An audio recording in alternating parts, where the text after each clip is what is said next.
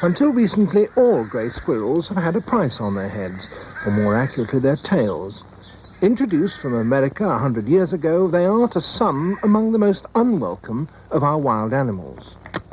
To the forester, there's only one good grey squirrel, and that's a dead one. Plantations of young trees are particularly vulnerable to squirrel damage. In winter, the leafless trees give a clear shot as the animals run for their lives.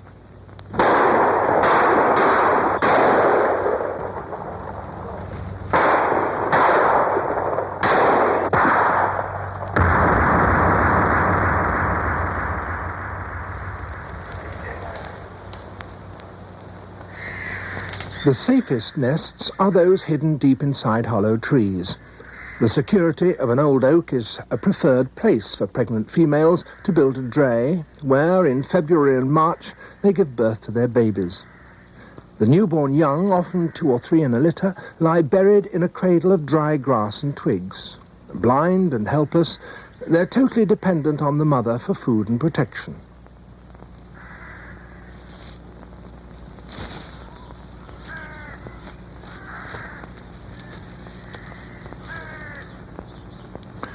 It's in such a place as this, late one February, that our particular squirrel came into the world, here in the ancient Witchwood Forest of Oxford.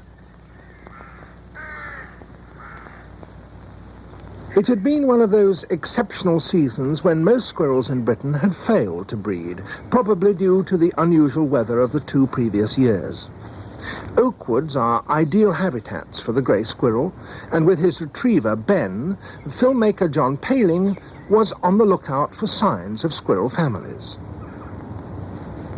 It was the retriever's alert senses that first attracted his attention to the base of this elderly oak. Hang on, Ben. What's that? Come out. Come on.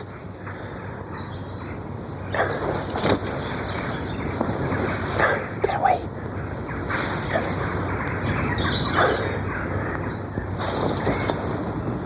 What's that then?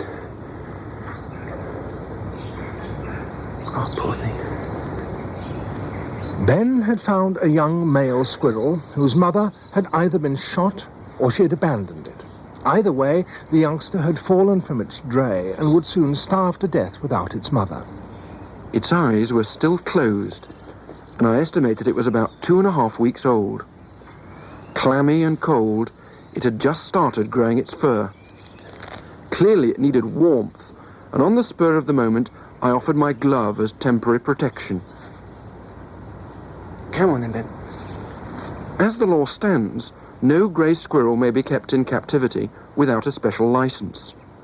I already had permission to study the squirrel's breeding season, but I'd no idea what I'd be letting myself in for.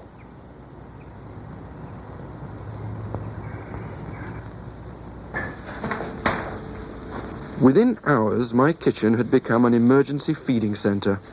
With sterilised cow's milk and a pipette at the ready, I gently tried to feed this pathetic individual. If I was going to be successful, I would have to persuade him to accept food every 4 hours, day and night, for a month or so, and to keep him warm and clean to avoid infection. Come on, come on.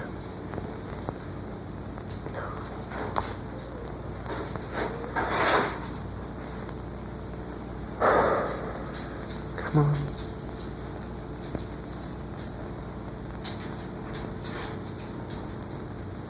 I could see it wasn't going to work. I couldn't get him to take milk from the unyielding tube. In desperation, anything seemed worth trying, even the impossible. A cat is not normally well disposed to rodents, except to eat them. Perhaps it was too much to hope that Beauty might change her nature and accept this sightless alien alongside her recently born kittens. Distracting the cat's attention, I tried giving the young squirrel a start in the right direction, staying close at hand, ready to jump to the rescue if the cat decided to turn on the uninvited guest. Incredibly, Beauty seemed to sense nothing unusual, and the squirrel appeared to be welcomed as a member of the family.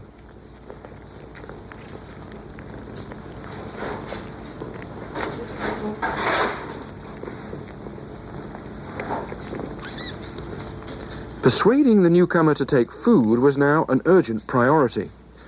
Could I persuade him to suckle milk from his foster mother? Richer than cow's milk, the natural milk of a cat is very similar to a mother squirrel's. Very gently, I eased him into position. Come back, kitten. Come on, beauty.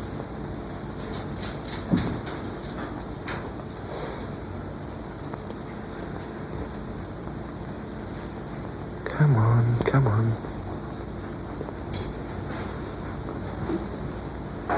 Uh-huh. Get back.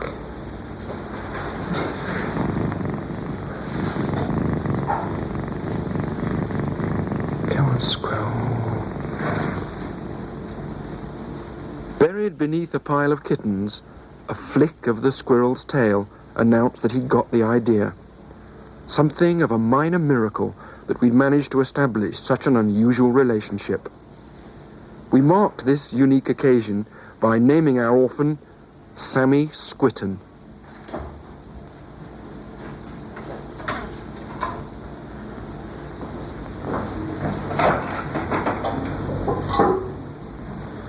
Within 2 weeks, all the animals had opened their eyes, and for kittens and squirrel, Beauty was indisputably mother of all. Differences in behaviour were beginning to be well marked. Mother squirrels don't have the rough preening tongue of a cat, and the baby squirrel spent long periods scratching itself to keep its fur well groomed.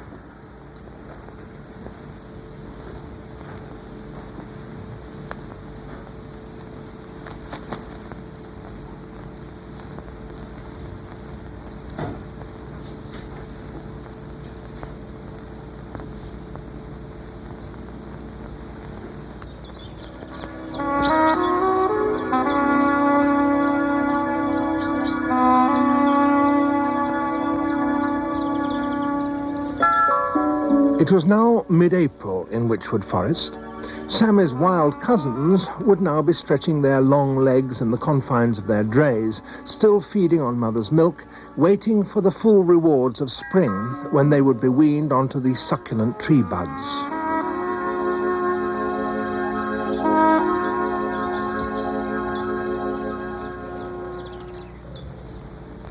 Inside the centrally heated surroundings of his dray, Sammy was already the centre of attraction in the cat basket.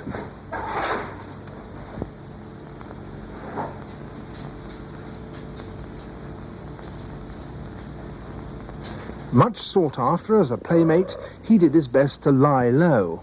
It was some time before he realised that attack was the best means of defence.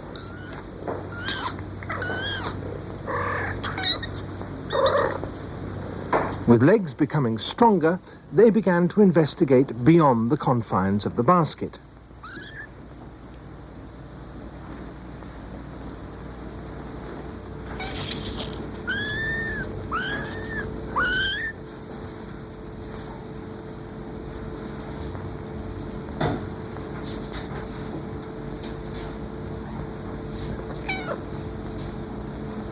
The kitchen floor became a new world for exploration.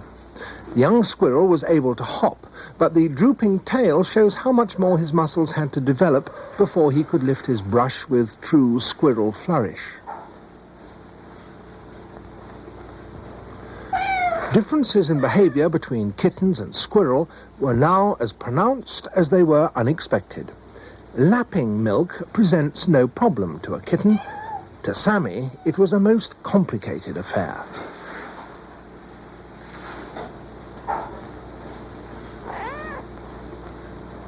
Under Mother's watchful eye, he seemed to sense the food well enough, but he was not equipped to lap liquids, cat fashion. Gnawing will be his natural style. The bowl was not a juicy branch that could be stripped for the nourishment in the sap.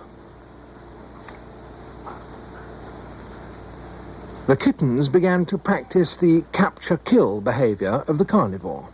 It's totally alien to the mainly vegetarian squirrel, but Sammy's tail became an attractive target for play attack.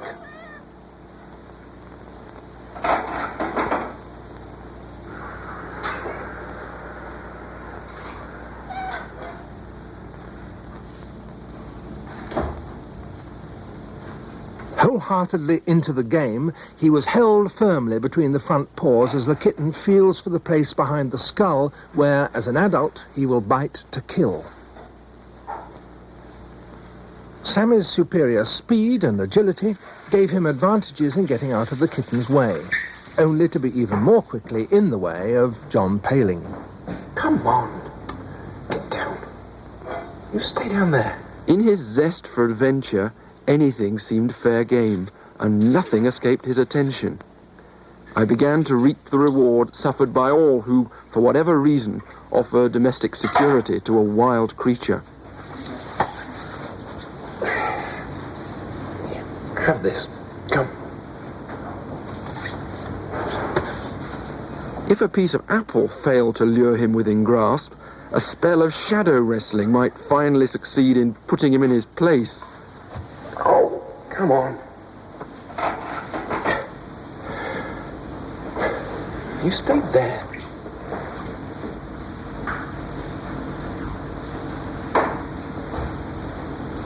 Now Sammy began to show he was very much a squirrel. Despite Beauty's attempts to teach him otherwise, the litter tray became an ideal place to bury nuts, expertly performed with totally untaught technique. The mother cat had already given up trying to teach him what the litter tray was really for.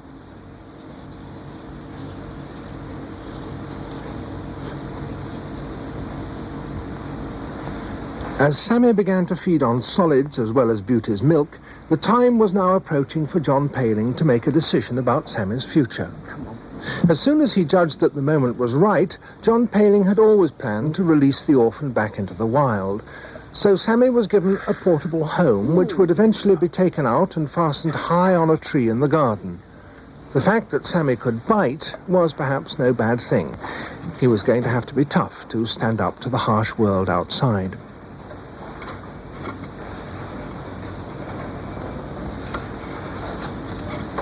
Now you stay put and show you home.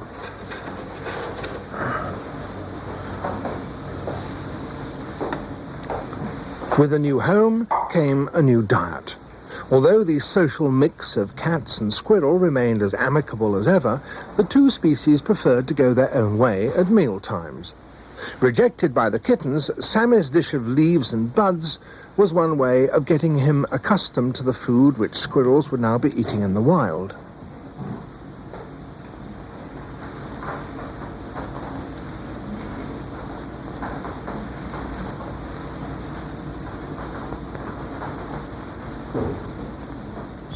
As part of the planned build-up to his release, I began taking Sammy into the garden to select and pick his own food.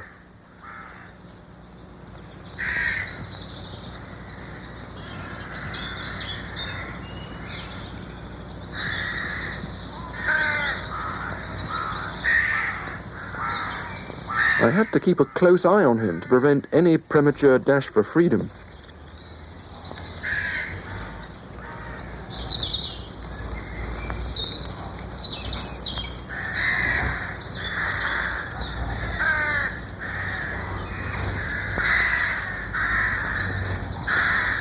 Clearly, he had a normal young squirrel's taste for vegetation.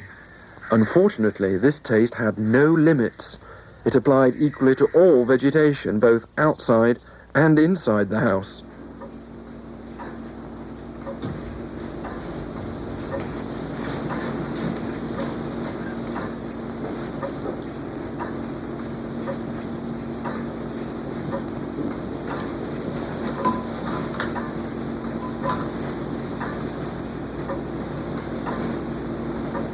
In circumstances like this, all I could do was to give the animal its head and accept that even the annihilation of any flower arrangement was perhaps the price one has to pay for interfering with the process of nature.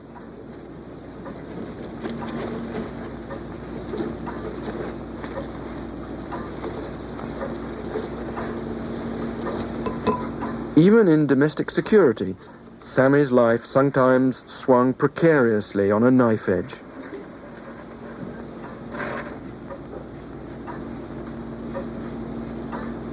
He found plastic insulation of electric wiring good to chew, and escaped electrocution only by the narrowest margin. He could strip wire clean in seconds.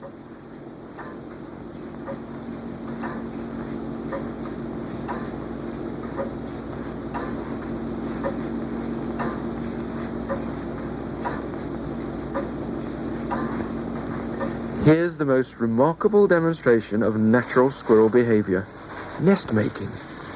Totally untaught by the cats or myself, Sammy demonstrates a new use for a box of tissues and a food mixer.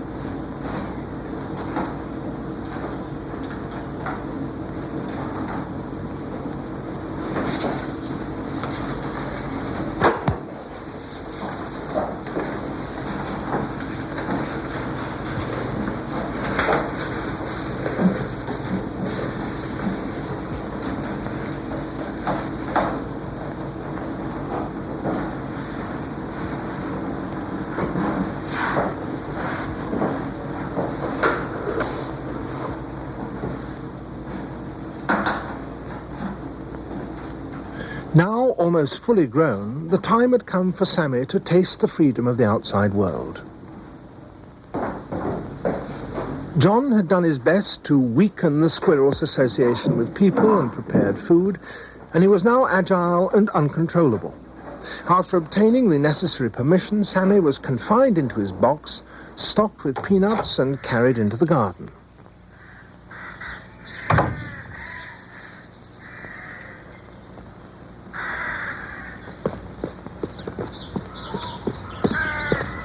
There's always considerable risk in releasing a semi-tame animal into the wild.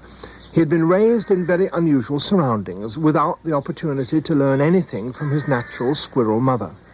But Sammy had learnt to be tough and to look after himself in the rough and tumble of Beauty's family.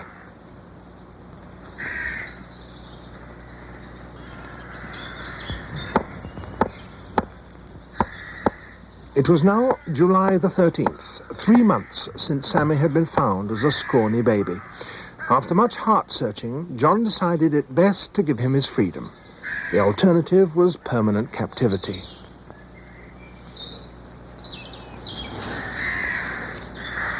Sammy soon emerged with a peanut and set out exploring his new environment.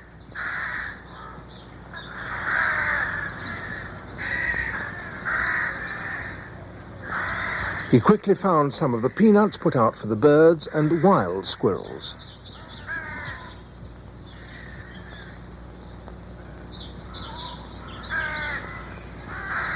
For the first time, he met one of the permanent wild residents in the garden and began to get involved in squirrel disputes, which occur in midsummer as the youngsters leave the nest to join the adult population.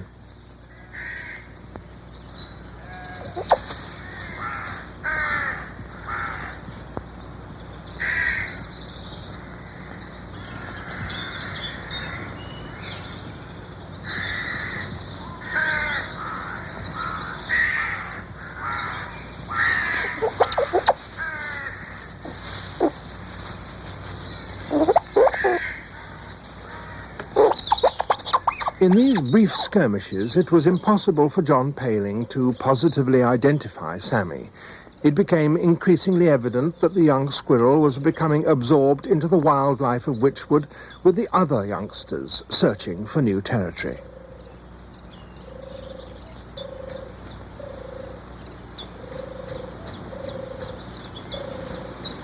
Sycamore and beech would be their favorite targets. Squirrels tear off the bark and chew into the sapwood underneath. Prize plantations can be severely damaged in this way.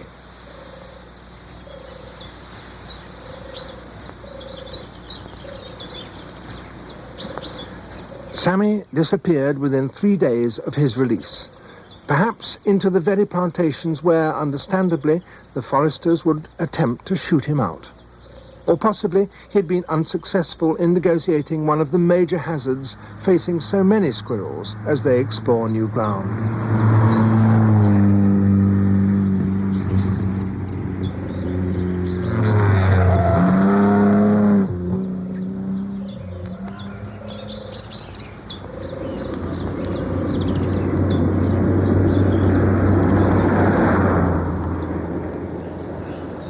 As autumn approached, John was told that a baby squirrel, just like Sammy, had been killed by a neighbour's cat.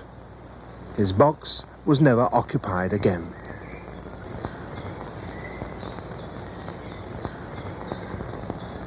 With only the slimmest chance that Sammy would find his niche and live through the winter, it was inevitable that John should feel pangs of regret, a guilty conscience that perhaps he had let Sammy down, betrayed the confidence that he and Beauty had tried to give the orphan.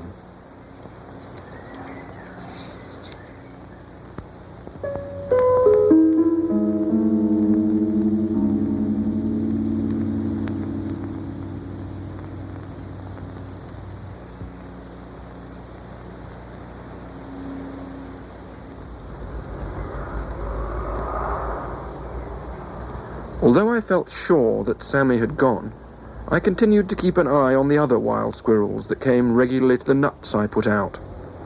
But no Sammy. Squirrels don't truly hibernate for long periods. Apart from short spells to feed, they conserve energy by staying in their drays until January, when the males start to court the females.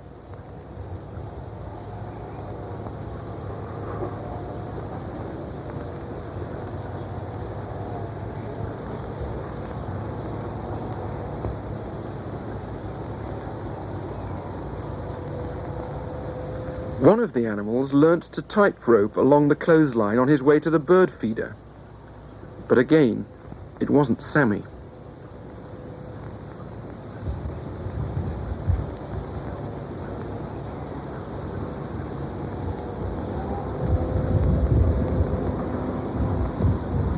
On January the 20th, after the long, cold, hard winter, an adult squirrel appeared on John's window ledge.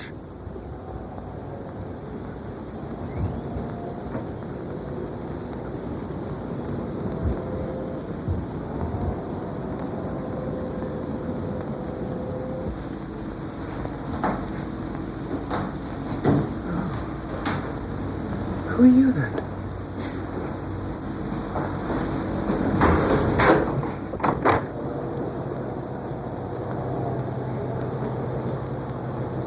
There was something about this squirrel that reminded me immediately of Sammy. That small mark on his forehead that came long ago from one of the kitten's paws.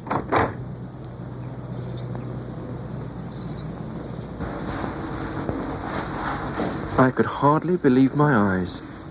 6 months and 10 days since I'd last seen him. Sammy had returned. And now, to mark his return from the wild, this rather special grey squirrel gave John a permanent souvenir. Oh! You wretched thing!